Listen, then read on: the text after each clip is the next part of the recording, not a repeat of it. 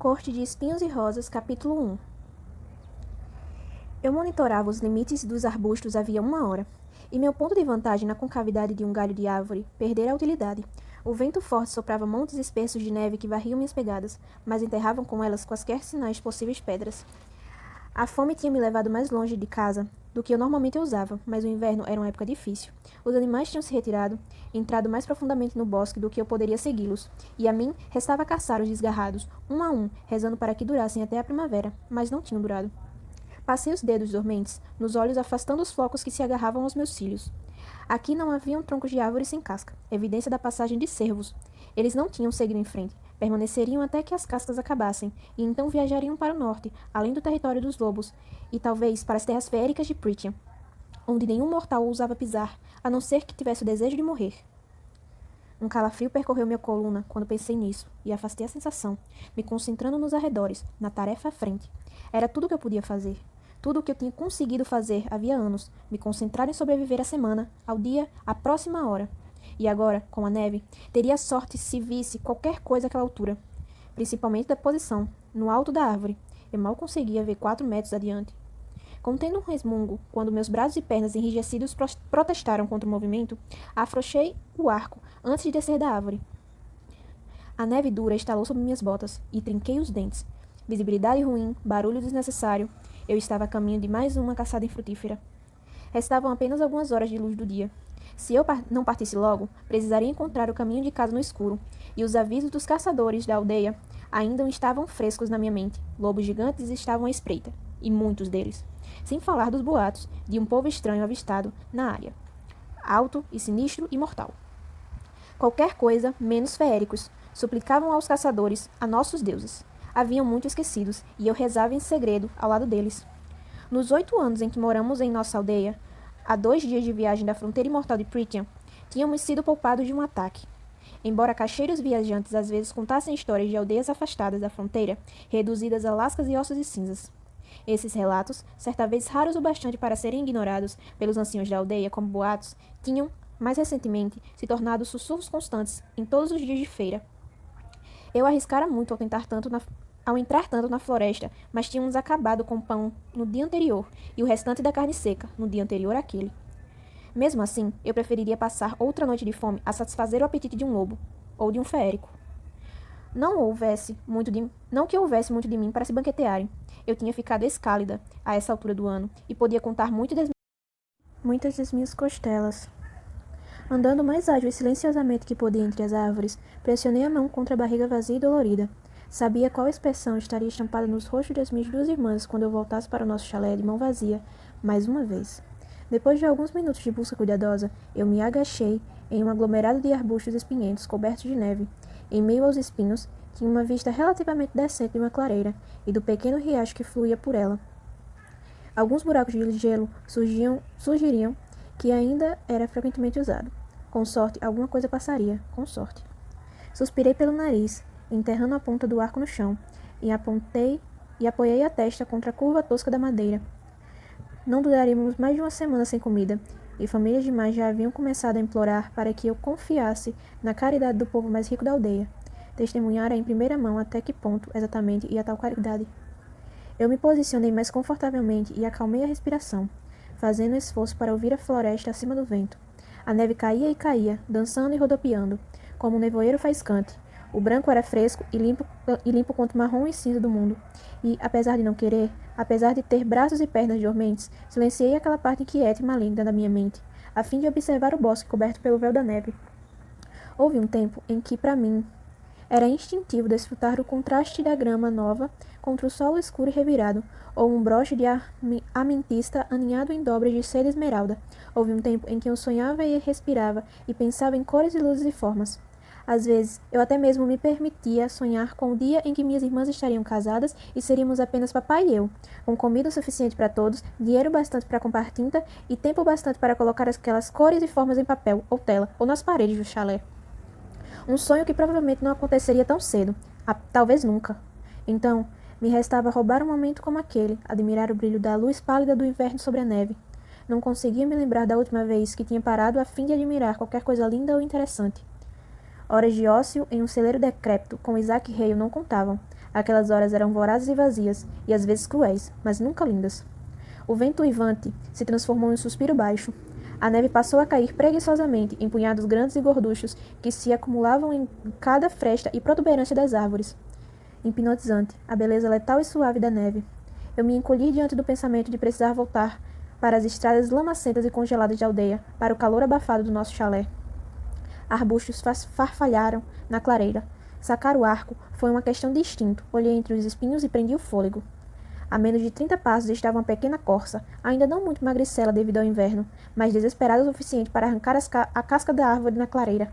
Uma corça como aquela poderia alimentar minha família durante semanas ou mais. Minha boca encheu d'água. Silenciosa como o vento, que se incitava entre as árvores mortais, mirei. Ela estava tão distraída, tão alheia ao fato de que a própria morte esperava a metros de distância. A corça continuou rasgando tiras de casca, mastigando devagar. Eu poderia secar metade da carne e nós poderíamos imediatamente comer o restante, ensopados, tortas. Aquela pele poderia ser vendida ou talvez transformada em roupas para uma de nós. Eu precisava de botas novas, Elaine precisava de um manto novo e Nesta queria qualquer coisa que fosse de outra pessoa. Meus dedos tremiam, tanta comida, que salvação. Inspirei para me acalmar, verificando a mira mais uma vez. Mas havia um par de olhos dourados brilhantes nos arbustos adjacentes. A floresta ficou em silêncio. O vento morreu, até a neve parou. Nós mortais não tínhamos mais deuses para quem rezar, mas, se eu soubesse seus nomes perdidos, teria rezado. Para todos eles, escondido no arbusto, o lobo se aproximou, o olhar fixo na corça distraída. Era enorme, do tamanho de um pônei. Minha boca secou. Era um dos imensos lobos sobre os quais eu fora avisada. Jamais tinha visto um tão grande, e, mesmo assim, ele permanecia despercebido pela corça. Se era de Prithian, se era, de alguma forma, feérico, então virar comida era o menor das minhas preocupações. Se ele era feérico, eu já deveria estar correndo. Mas, talvez fosse um favor ao mundo, à minha aldeia, a mim mesma, matá-lo enquanto estava oculta.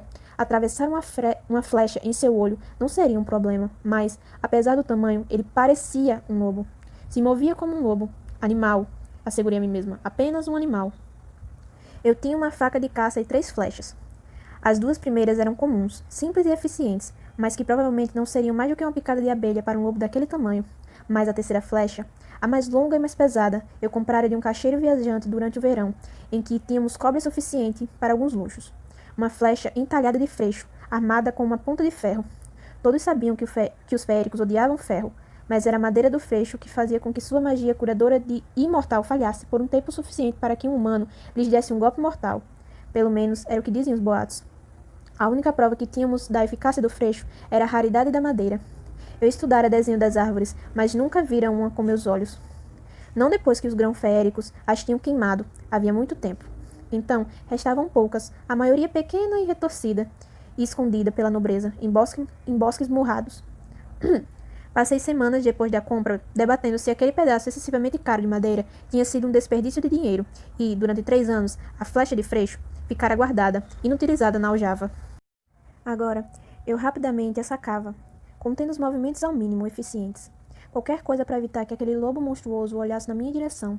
Uma longa flecha era pesada bastante para causar dano. Poderia matar o lobo se eu mirasse direito. Se eu abatesse o lobo, a corça fugiria.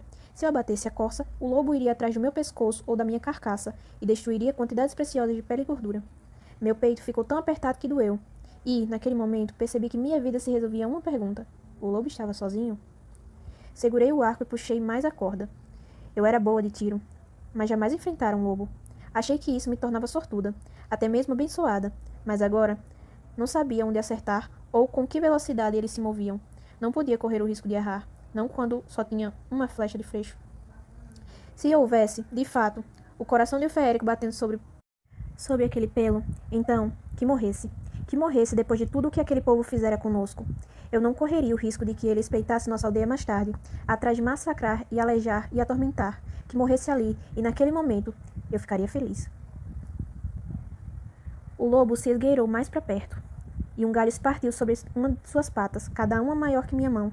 A corça ficou rígida. Ela olhou para os lados, os ouvidos se esticando na direção do céu cinzento. Com o lobo abaixado, a favor do vento, a corça não podia vê-lo, nem sentir seu cheiro. A cabeça do lobo pendeu, e o enorme corpo prateado do animal, tão perfeitamente camuflado na neve e nas sombras, se equilibrou sobre as ancas e a corça ainda olhava na direção errada. Desviei minha atenção da corça para o lobo e, então, de volta. Pelo menos ele estava sozinho. Pelo menos nisso eu fora poupada. Mas, se o lobo assustasse a corça, só me restaria um lobo imenso e faminto, possivelmente um feérico, procurando pela segunda melhor refeição. E se a matasse? Se eu calculasse errado, minha vida não seria a única a ser perdida, mas minha vida havia sido reduzida a nada, além de riscos nos últimos 8 anos em que eu caçava no bosque, e eu fazia a escolha certa na maioria das vezes. O lobo disparou dos arbustos em um lampejo de cinza, branco e preto, as presas amareladas reluzindo. Era ainda mais colossal exposto, uma maravilha de músculos, velocidade e força bruta. A corça não tinha chance.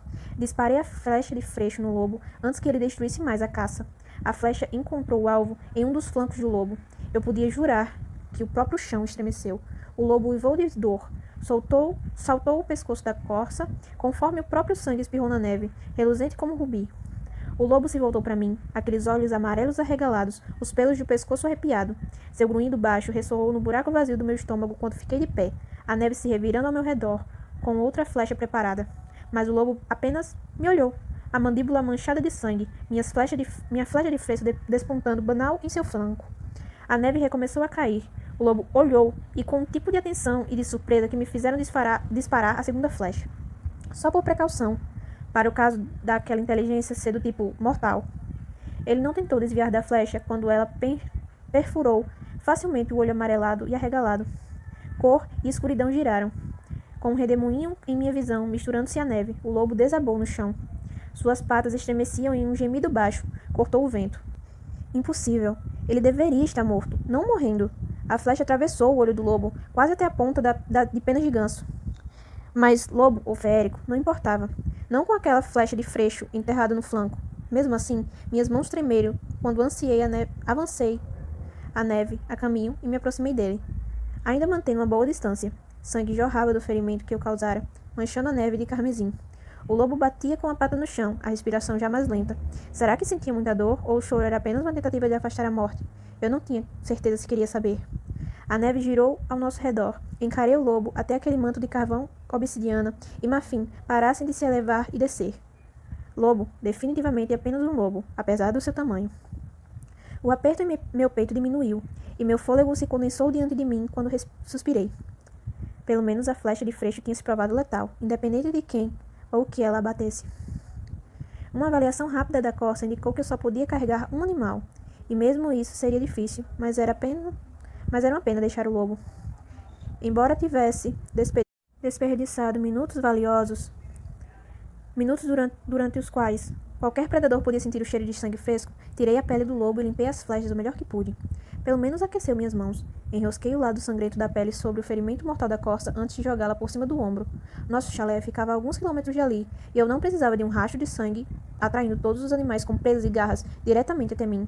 Grunhindo devido ao peso, peguei as pernas da corça e dei uma última olhada para a carcaça fumegante do lobo. O olho dourado que lhe restava encarava o céu, agora carregado de neve, e, por um momento, desejei ter a capacidade de sentir remorso pela coisa morta. Mas aquilo era a floresta, e aquilo era o inverno.